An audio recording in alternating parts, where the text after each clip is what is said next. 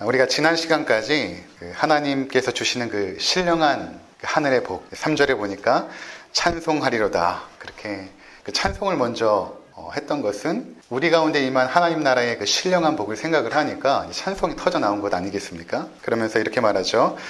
찬송하리로다. 하나님 곧 우리 주 예수 그리스도의 아버지께서 그리스도 안에서 하늘에 속한 모든 신령한 복을 우리에게 주셨습니다. 하나님께서 하늘에 속한 그 신령한 복을 우리에게 주셨습니다. 이 땅에 눈에 보이는 복이 아니라 하늘의 신령한 복, 그것을 주셨습니다. 그렇게 말하면서 4절부터 그 신령한 복이 무엇인지를 이렇게 쭉 설명을 해 나가십니다. 우리가 그 첫 번째 나눴던 내용이 바로 하나님께서 우리를 그분의 자녀로 입양하셨다라는 부분이죠. 그래서 5절에 보면 그리스도로 말미암아 자기 아들들이 되게 하셨으니 라고 말하지만 그 원문의 뜻은 입양하였다. 죄악된 자녀들을, 사단의 자녀들을 하나님께서 그리스도 안에서 입양하셨다. 이렇게 말하고 있습니다. 그래서 그동안 나누었던 얘기를 제가 몇 가지로 정리를 해봤는데, 첫 번째가 하나님께서 우리에게 신령한 은혜를 베풀어 주셔서 우리의 존재가 어떻게 되었는가? 우리의 존재가 어떻게 되었는가? 하나님의 자녀가 된 것입니다. 하나님의 자녀. 세상에 많고 많은 사람 중에서 나를 선택하신 것이죠. 내가 너를 지명하여 불렀나니 너는 내 것이라. 내가 너를 지명하여 불렀나니. 세상에 많고 많은 사람들 가운데 나같이 허물 많고 나같이 부족한 사람을 지명하여 불러내신 것입니다. 그래서 우리를 자녀 삼아주신 거예요. 근데 이러한 그 하나님의 그 선택이, 나를 자녀 삼아주신 그 은혜가 5절에 보니까 기쁘신 뜻대로 하셨다. 그 기쁘신 뜻대로. 나를 선택할까 말까 고민하신 것이 아니라 나를 하나님의 자녀 삼기를 너무나 기뻐하셨다는 것입니다. 예레미야 1장 5절 보시면 내가 너를 복중에 짓기 전에 너를 알았고 내가 태에서 나오기 전에 너를 구별하였고. 우리 자신이 엄마 뱃속에 지어지기 전에 엄마 아빠가 만나서 나를 낳기로 계획하고 결정하고 그러기 전에 하나님께서 나를 아셨다. 태에서 나오기 전에 우리를 이미 구별하셨다는 것입니다. 그 시점이 성경을 보니까 이미 창세 전에 나를 자녀 삼기로 이미 작정하신 것이죠. 또 스바냐 3장 17절 너의 하나님 여호와가 너희 가운데 계시니 그는 구원을 베푸실 전능자시라. 그가 너로 말미암아 기쁨을 이기지 못하시며 너를 잠잠히 사랑하시며 너로 말미암아 즐거이 부르며 기뻐하시리라 하리라. 우리 하나님께서 우리를 바라보실 때 어떤 눈으로 바라보시는가? 기쁨을 이기지 못하여 하신다. 그렇게 존귀한 자녀들, 우리가 자녀를 낳아 키우면서 그런 일들이 많이 있었죠. 우리 자녀들 때문에 기쁨을 이기지 못하여 할 그런 순간들이 얼마나 많이 있었습니까? 그만큼 나를 하나님께서 자녀 삼기를 기뻐하셨다는 것입니다. 우리말 표현에 눈에 넣어도 아프지 않다, 그런 말처럼 하나님께서 그렇게 우리를 바라보신다는 것입니다. 제가 이것을 그 공동 번역, 그러니까 개신교하고 이제 카톨릭하고 함께 그 성경을 번역한 내용으로 찾아봤더니 이렇게 공동 번역에 이렇게 번역을 했습니다. 너를 구해내신 용사 내 하나님 야훼께서 내 안에 계신다. 너를 보고 기뻐 반색하시리니 사랑도 새삼스러워라. 명절이라도 된 듯 기쁘게 덩실덩실 춤을 추시리라. 너무 아름답게 번역하지 않았습니까? 명절이라도 된 듯, 축제죠. 이스라엘의 축제 가운데 사람들이 춤을 추고 기뻐하는 것처럼 하나님께서 우리들을 바라보시면서 덩실덩실 춤을 추실 정도로 기뻐하신다는 것입니다. 그러니까 우리가 하나님 앞에서 그런 존재들이에요. 얼마나 존귀합니까? 세상이 가지고 있는 잣대로 우리를 평가할 줄 모르지만 하나님 앞에서만큼은 우리는 가장 존귀한 존재들인 것입니다. 자, 두 번째, 하나님께서 그렇게 우리 가운데 신령한 하늘의 은혜를 주신 그 목적이 있습니다. 왜 우리를 자녀 삼아 주셨고 그렇게 우리를 바라보시면서 기뻐하시고, 그런 목적이 무엇인가? 그것은 여러분들 에베소서 1장 6절을 한번 보시면 이는 그가 사랑하시는 자 안에서 우리에게 거저 주시는 바 그의 은혜의 영광을 찬송하게 하려는 것이라. 아멘. 하나님께서 목적하시는 것은 우리를 통하여 찬송을 받으시는 것입니다. 다른 거 원하시는 것이 아니에요. 그 찬송은 우리를 창조하신 목적이죠. 이 백성은 내가 나를 위하여 지었나니 나를 찬송하게 하려 함이니라. 하나님께서 우리를 창조하신 목적이 찬송하는 성가대로서 장미꽃도 하나님을 찬양하고 있고 하늘에 반짝이는 별들도 그리고 달도 태양도 또 우주에 운행하는 모든 행성들도 하나님의 영광을 찬미하는 것입니다. 시편에 보면 궁창이 하나님의 영광을 찬송하고 있다. 하늘도 땅도 하나님을 찬송하는 존재로 그 가운데 있는 그의 자녀들은 마땅히 하나님을 찬양하는 존재로 창조하신 것이죠. 그래서 이전에 하나님의 자녀가 아닐 때는 우리는 하나님을 몰랐기 때문에 하나님의 영광도 모르고 그분의 사랑도 몰랐기 때문에 하나님을 찬송하는 것이 무엇인지 몰랐습니다. 그런데 그분의 자녀가 되어서 그의 사랑을 알아가다 보니까 얼마만큼 찬송받기 합당하신 분이 하나님이신가. 나를 위하여 십자가를 지신 예수 그리스도의 그 은혜와 사랑이 얼마만큼 놀라우신가. 찬송이 나오는 것이죠. 이것이 우리에게 은혜 주신 하나님의 그 목적인 것입니다. 그 세 번째는 이러한 하나님의 그 목적을 이루기 위해서 하나님께서 우리 가운데 행하시는 사역이 있습니다. 우리를 그분의 자녀 삼으시고 이제는 그분의 영광을 찬송하는 존재로 만들어 가실 텐데 그 과정 가운데 우리에게 행하시는 일이 있습니다. 그것이 무엇인가 오늘 우리가 함께 나누고자 하는 중심 내용인 것입니다. 4절에 보시면 곧 창세전에 그리스도 안에서 우리를 택하사 우리로 사랑 안에서 그 앞에 거룩하고 흠이 없게 하시려고 우리를 창세전에 예정하시고 또 선택하시고 그의 자녀 삼아주신 그 목적은 하나님을 찬양하는 존재. 근데 그 존재로 만들어가는 그 과정 가운데 우리를 어떻게 하시냐면 거룩하고 흠이 없게 만들어 가십니다. 거룩하고 흠이 없게 만들어 가십니다. 흠이 없다라는 것은 구약에서 하나님 앞에 드리는 제물을 언급할 때 사용된 단어입니다. 하나님 앞에 드려지는 제물은 흠이 없어야 되거든요. 근데 이 흠이 없다라는 단어를 바울은 그리스도인의 삶에 자주 적용을 시킵니다. 너희는 흠이 없는 빛의 자녀로 세상에 나타나야 된다. 빌립보서 2장에는 그렇게 말씀하고 있지 않습니까? 흠이 없는 자녀가 되어야 된다. 그러니까 성경은 우리의 존재가 하나님의 자녀가 되었을 때 하나님을 예배하고 찬양하는 제물로서의 삶임을 규정하는 것입니다. 너희들은 제물이다. 하나님 앞에 드려지는 거룩한 제물로서의 삶을 살아야 된다. 그래서 너희는 거룩해야 되고 뿐만 아니라 흠이 없어야 된다.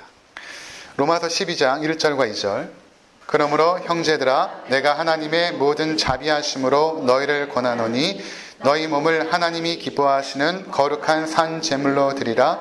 이는 너희가 드릴 영적 예배니라. 너희는 이 세대를 본받지 말고 오직 마음을 새롭게 함으로 변화를 받아 하나님의 선하시고 기뻐하시고 온전하신 뜻이 무엇인지 분별하도록 하라. 아멘. 너희 몸을 하나님이 기뻐하시는 거룩한 산 제물로 드리라.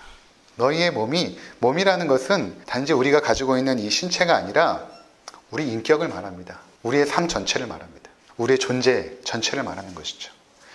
너희의 존재 전체가 너희의 삶 전부를 통하여 하나님 앞에 제물로 드려야 되는데 그렇다면 너희의 삶을 하나님 앞에 제물로 드리는 것이 무엇인가라고 물었을 때 그것이 2절이죠. 이 세대를 본받지 말고 너희가 살아갈 때 영어 성경에서는 이 세상의 사람들의 삶의 그 패턴이 있다. 세상 사람들이 살아가는 삶의 방식이 있습니다. 그런 세상 사람들의 삶의 방식을 따르지 말고 변화가 되어서 하나님의 선하시고 또 하나님이 기뻐하시고 하나님께서 온전히 여기시는 그 뜻을 너희가 순간순간마다 분별하여서 순종하며 살아갈 때에 그것이 너희 삶을 하나님이 기뻐하시는 거룩한 산 제물로 드리는 것이다. 그렇게 말씀하고 있는 것입니다. 그래서 성도들에게 있어서는 그 예배와 삶이 분리가 되지 않습니다. 이것을 여러분들이 잘 아셔야 됩니다. 삶이 따르지 않은 예배를 하나님이 받지 않으십니다.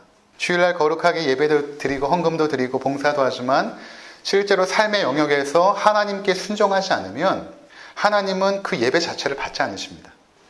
창세기 4장에 보면 가인과 아벨이 하나님 앞에 예배를 드리죠. 근데 아벨의 제사만 받으시고 가인의 제사를 받지 않으십니다. 어떤 사람들은 가인은 농작물로 곡식으로 제물을 드렸고 아벨은 그 어린 양을 지렸기 때문에 짐승의 제사를 드렸기 때문에 하나님께서 아벨의 제사만 받으시고 가인의 제사는 받지 않으셨다라고 하는데 사실 그런 것은 아닙니다. 그 성경 구절을 잘 보시면 한번 읽어보도록 하겠습니다. 아벨은 자기도 양의 첫 새끼와 기름을 드렸더니 여호와께서 아벨과 그의 제물은 받으셨으나 가인과 그의 제물은 받지 아니하신지라. 여기 보시면 아벨의 삶을 받으시고 그의 제물도 받으셨다는 것입니다. 그런데 가인은 그의 삶을 받지 않으신 것입니다. 가인과 그의 제물, 그의 삶, 그의 존재, 가인 자체가 하나님 앞에 순종하고 그를 경배하는 삶을 살지 않고 자기 뜻과 욕망을 따라 살다가 하나님 앞에 제물 들고 나와 예배를 드렸지만 하나님은 그것을 받지 않으신다는 것입니다. 예배와 삶은 분리가 될 수 없는 것이죠. 한 주 동안 내 마음과 뜻대로 살다가 주일에 드려지는 예배는 하나님께 합당하지 않습니다. 그러나 비록 넘어지고 때로는 실수하고 실패하지만 그러면서도 하나님의 선하시고 기뻐하시고 온전한 뜻을 어떻게든 내가 순종하려고 하는 자들, 그들이 주일날 주님 앞에 나왔을 때 그 예배를 하나님께서 기쁘게 받으시는 것입니다. 그래서 저는 그런 교회가 있습니다. 가까운 곳에 있는데 불신자들을 대상으로 하는 예배를 드립니다. 하나님을 믿지 않는 사람들에게 하나님을 알 수 있도록, 자연스럽게 알 수 있도록 예배를 드리려는 목적으로 이제 저도 몇 번 참석을 해봤는데 가요도 부르기도 하고 또 때로는 영화를 보여주기도 하고 그러면서 예배를 드립니다. 하지만 예배라는 것은 하나님의 자녀들만 드릴 수 있습니다. 하나님의 자녀가 아닌 사람들은 그들을 대상으로 하는 것은 예배가 될 수 없고 모임이나 집회는 될 수 있지만, 그렇죠? 전도 모임, 전도 집회 이런 것은 될 수 있지만 거기 예배라는 단어를 써서 하나님께 올려드릴 수는 없는 것이죠. 하나님은 그의 자녀들의 예배만 받으시거든요. 하나님의 자녀들이 순종하며 살아가는 그 예배 자체도 중요하지만 그 존재, 하나님의 자녀들, 그들이 나왔을 때 하나님께서 그들을 받으시는 것입니다. 우리가 드리는 예물이나 예배도 중요하지만 우리 존재 자체를 제물로 받으시길 원하시는 것입니다. 자, 그런데 어떻게 하나님께서 그렇게 거룩하고 흠이 없는 제물로 우리를 만들어 가시는가? 이것은 과연 누가 하시는가? 하나님께서 하시죠. 하나님께서 하십니다. 하나님께서 우리를 거룩하고 흠이 없게 만들어 가십니다. 이것을 신학적인 용어로 성화라고 합니다. 성화. 하나님께서 그의 자녀들을 거룩하게 만들어 가시는 그 과정. 그렇다면 어떻게 우리를 거룩하고 흠이 없는 성화의 과정으로 이끄시는가? 제가 성경을 통해서 3가지로 정리를 해보았습니다. 첫 번째는 더 있겠지만 제가 찾은 것은 3가지입니다. 첫 번째로는 가정을 이루고 자녀를 양육하고 또 가정에서 생활하면서 하나님께서 우리를 거룩함으로 이끌어 가십니다. 고린도전서 7장 14절, 믿지 아니하는 남편이 아내로 말미암아 거룩하게 되고 믿지 아니하는 아내가 남편으로 말미암아 거룩하게 되나니 그렇지 아니하면 너희 자녀도 깨끗하지 못하니라. 그러나 이제도 거룩하니라. 지금 고린도전서 7장에 보면 가정에서 이루어지는 그 신앙생활에 대해서 언급을 하는데, 가정에서 믿지 않은 남편일지라도 믿음의 아내의 거룩하고 깨끗한 행실을 통하여 거룩하게 되어진다. 하나님을 믿게도 되고 그의 순종하는 모습을 통해 하나님을 경외하기도 되고, 믿지 않은 자녀들이 부모님의 신앙생활을 바라보면서 어떻게 하나님을 섬기는가를 배워가게 되고. 그러니까 여러분, 자녀를 낳아 양육하는 목적이 무엇일까요? 거룩함입니다. 또 여기 청년들도 계신데 결혼의 목적이 무엇일까요? 그것도 거룩함입니다. 행복이 아닙니다.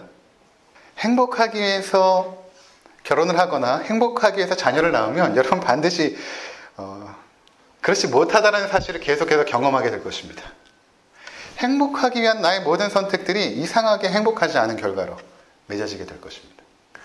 행복이라는 목적으로 본다면 나 혼자 사는 게 가장 편하고 행복합니다. 그렇지 않습니까, 여러분? 미혼의 청년들도 잘 아셔야 되는데, 내가 사랑하는 사람하고 당장 결혼한다고 행복이 주어지는 것이 아닙니다. 행복이라는 목적으로 결혼을 하고 자녀를 낳으면 이해되지 않는 일들이 굉장히 많이 있습니다. 결혼이라는 것은, 또 가정이라는 것은 우리를 거룩함으로 이끄는 과정입니다. 그래서 그 거룩함을 입는, 흠이 없고 거룩해지는 그 과정 속에서 행복은 선물로 주어지게 됩니다. 자녀들이 주는 행복이 있죠. 근데 아픔도 많이 있습니다. 결혼을 통해서 우리는 자신의 허물과 연약함을 점점 깊이 알아갑니다. 저도 이제 2 아이를 이제 키우지만 잘 보면 이 녀석들이 나를 힘들게 하는 것이 아니라 내가 그 아이들을 못 감당하는 것입니다. 내 인격과 내 인내심과 내 참을성과 이런 것들이 그 아이들을 못 감당하는 것이죠. 가야 될 길이 먼 것입니다. 그 아이들을 키우지 않았다면 저는 하나님 앞에서 정말 괜찮은 사람이라고 여기면서 착각하고 살았을 것입니다. 결혼도 마찬가지 아닙니까? 결혼하여 살다 보면 인격의 바닥들이 드러나는 일들이 많이 생깁니다. 자녀들이 생겨나면 더 그렇고 그 속에서 내가 형편없는 인간이었구나. 하나님의 사랑이 아니면, 하나님의 은혜가 아니면 내가 그 앞에 설 수 없구나. 그러면서 점점 거룩함으로 나아가게 되는 것입니다. 때로는 후회도 하고 반성도 하고 자신을 질책하기도 하면서 우리는 가정 속에서 희생과 섬김을 배워갑니다. 가정에서 희생과 섬김을 배우지 않으면 밖에서 하는 모든 것들은 가식이고 위선입니다. 그것으로 포장하려고 하시면 안 됩니다. 가정에서 하는 여러분의 모습이 진짜 여러분의 모습입니다. 진짜 사랑이 무엇인지, 그것은 설레는 감정이 아니라 포기하고 희생하고 섬김이라는 것을 가정에서 배워가죠. 지독기도 말 안 듣는 아이를 가슴에 품고 기도하면서 우리는 거룩해져 갑니다. 부부가 때로는 고함을 지르고 분노하지만 다시 후회하고 반성하면서 거룩해져 갑니다. 사랑은 오래 참는 것인데 이전보다 조금씩 오래 참아지는 것입니다. 전에는 당장 화를 냈을 일을 이제는 조금 더 참게 되고 그렇게 되는 건 아니겠습니까? 우리는 그런 가정 속에서 사랑의 위대함을 배워가죠. 용서의 아름다움을 배워갑니다. 여러분들이 용서를 어디서 배웁니까? 부모님의 용서함을 통해서 배우지 않습니까? 세상에 부모님처럼 우리를 용납해 주는 분이 어디 있습니까? 거기서 배워가는 것입니다. 그것을 통해서 하나님의 은혜를 배워가는 것이죠. 그러니까 하나님께서 자신을 아버지라고 부르라고 했을 때는 이 세상의 아버지들의 사랑을 통해서 하나님의 사랑을 추적해보라 라는 의미가 담겨져 있는 것입니다. 우리가 가정 속에서 이러한 사랑의 위대함과 이러한 것들을 경험하면서 우리의 마음은 곧장 하나님께로 연결이 됩니다. 하나님께서 이렇게 부족한 나를 사랑해 주셨구나. 하나님이 이렇게 허물 많고 연약한 나를 덮어주시고 은혜 가운데 인도해 주셨구나. 그러면서 우리는 거룩하고 흠이 없게 되어지는 것입니다. 두 번째는 징계와 연단을 통해서 우리를 거룩하고 흠이 없게 만드십니다. 히브리서 12장 6절에서 10절 우리 함께 읽도록 하겠습니다. 주께서 그 사랑하시는 자를 징계하시고 그가 받아들이시는 아들마다 채찍질하심이라 하였으니 너희가 참음은 징계를 받기 위함이라. 하나님이 아들과 같이 너희를 대우하시나니 어찌 아버지가 징계하지 않는 아들이 있으리요. 징계는 다 받는 것이오늘 너에게 없으면 사생자요 친아들이 아니니라. 또 우리 육신의 아버지가 우리를 징계하여도 공경하였거늘 하물며 모든 영의 아버지께 더욱 복종하며 살려 하지 않겠느냐. 그들은 잠시 자기의 뜻대로 우리를 징계하였거니와 오직 하나님은 우리의 유익을 위하여 그의 거룩하심에 참여하게 하시느니라. 무릇 징계가 당시에는 즐거워 보이지 않고 슬퍼 보이나 후에 그로 말미암아 연단받은 자들은 의와 평강과 열매를 맺느니라. 아멘. 징계와 연단을 통해서 거룩하고 흠이 없게 만드십니다. 여기 보니까 너에게 징계가 없으면 너희들은 친아들이 아니다. 사생자들이다. 이렇게 무서운 말씀이 어디 있습니까? 너희가 내 아들이기 때문에 내가 징계도 하고 내가 연단도 시킨다. 6절에 보니까 주께서 그 사랑하시는 자를, 우리가 그 사랑받는 자녀들 아닙니까? 징계하시고 그가 받아들이시는 아들마다 채찍질 하시느니라 말씀하십니다. 10절에 보니까 오직 하나님은 우리의 유익을 위하여 그 거룩하심에 참여하게 하시느니라. 이러한 징계와 연단을 통하여 하나님의 거룩하심에 참여하게 만들어 가시는 것입니다. 11절에도 연단받은 자들은 의와 평강의 열매를 맺느니라. 연단을 통하여 우리는 의와 평강의 열매를 맺게 되는 것입니다. 그러니까 우리 중 누구도 하나님 앞에서 거룩하거나 흠이 없는 사람은 없습니다. 우리의 마음의 뜻들과 생각들은 또 우리의 언행이나 그 모든 것들은 추하고 더럽죠. 들춰주지 않았을 뿐이지 추하고 더럽습니다. 그런데 그런 우리를 거룩하고 흠이 없게 만드시기 위해서 하나님께서 채찍질을 하시는 것이죠. 연단을 하십니다. 죄와 더러움 속에 있었던 우리가 마귀의 자녀들이고 죄의 노예들이었는데 하나님께서 우리를 입양하셨다라고 해서 우리의 존재 자체는 하나님의 친아들이 되었지만 우리의 성품까지도 변한 것은 아닙니다. 갑자기 사람이 그렇게 변할 수는 없어요. 당신은 예수 믿었는데 왜 이렇게 변하지 않아? 변하지 않습니다. 여러분들이 생각해 보세요. 과거와 내가 그렇게 변하지 않았습니다.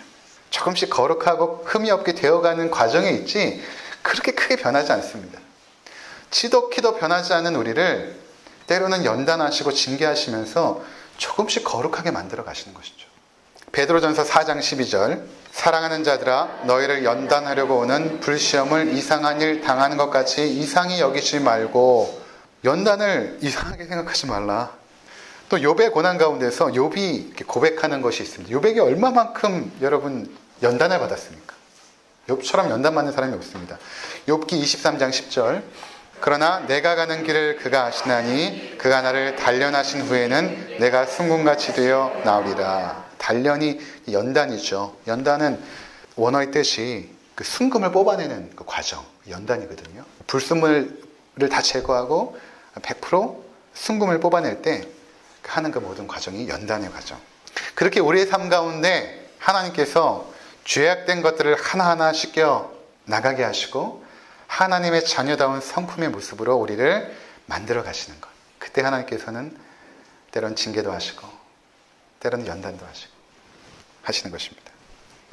우리는 지나온 삶의 모든 과정을 하나님의 주권과 섭리 안에서 바라보는 자들입니다.